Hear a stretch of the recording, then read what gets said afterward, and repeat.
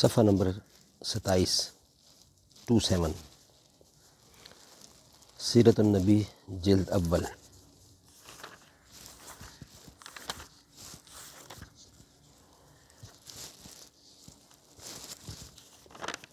اردو زبان میں سرور عالم صلی اللہ علیہ وسلم کی سیرت پر جامع ترین کتاب سیرت النبی صلی اللہ علیہ وآلہ وسلم، علامہ شبلی نعمانی رحمۃ اللہ، علامہ سید سلیمان ندوی رحمۃ اللہ، جلد اول۔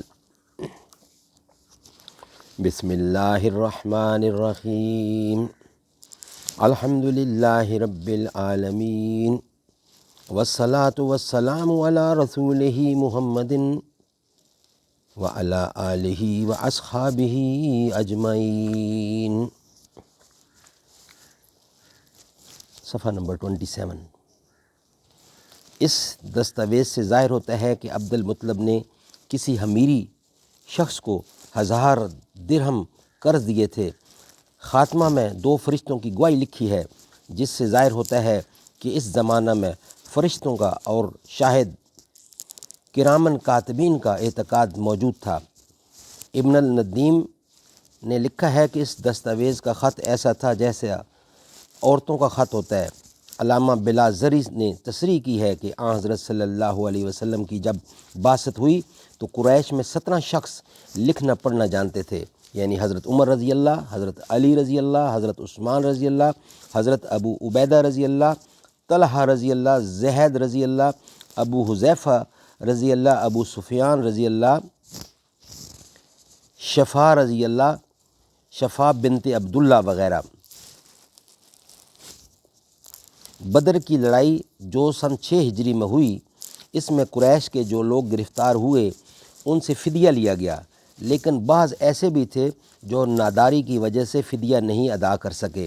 آن حضرت صلی اللہ علیہ وسلم نے ان کو حکم دیا کہ ہر شخص 10 بچوں کو اپنے ذمہ لے کر ان کو لکھنا سکھا دے۔ چنانچہ حضرت زید بن ثابت رضی اللہ نے، جو کاتب وحی ہیں، اس طرح لکھنا سیکھا تھا۔ ان واقعات سے معلوم ہوگا کہ عرب اور خصوصاً مکہ و مدینہ میں آن حضرت صلی اللہ علیہ وسلم کے زمانہ ہی میں لکھنے پڑھنے کا کافی رواج ہو چکا تھا۔ البتہ یہ تحقیق طلب ہے کہ آن حضرت صلی اللہ علیہ وسلم کے زمانہ میں روایتیں اور حدیثیں بھی قلم بند ہوئی تھیں یا نہیں، اس بنا پر سیرت کا کوئی تحریری سرمایہ بھی موجود تھا یا نہیں۔ بعض حدیثوں میں، جن میں سے بعض صحیح مسلم میں مذکور ہیں، تصریح ہے کہ آن حضرت صلی اللہ علیہ وسلم نے حدیثوں کے قلم بند کرنے سے منع فرمایا تھا۔ مسلم کے الفاظ یہ ہیں: مجھ سے جو سنوا سے قلم بند نہ کرو، مجھ سے جو سنے اسے قلم بند نہ کرو، بجز قرآن کے اور کسی نے قلم بند کیا ہو تو اس کو مٹا ڈالنا چاہیے۔ لیکن معلوم ہوتا ہے کہ یہ ابتدائی زمانے کا ارشاد ہے، کیونکہ متعدد صحیح حدیثوں سے ثابت ہے کہ آن حضرت صلی اللہ علیہ وآلہ وسلم ہی کے زمانے میں بعض صحابہ آن حضرت صلی اللہ علیہ وسلم کی اجازت سے آپ کے ارشادات قلم بند کر لیا کرتے تھے۔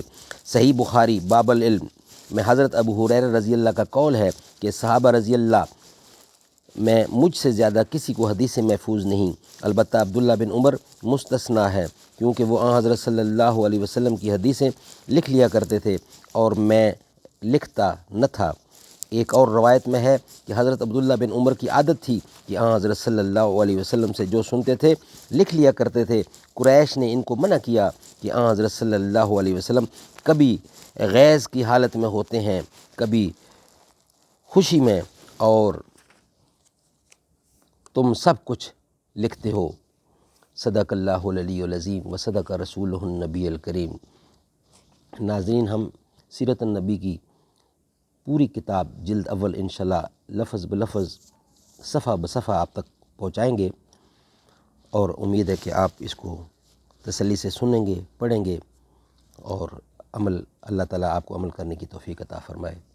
صلی اللہ تعالیٰ علی خیر خلقہ محمد وعلی آلہ واصحابہ واہل بیتہ وذریاتہ وازواجہ ومطہراتہ اجمعین برحمتک یا ارحم الراحمین۔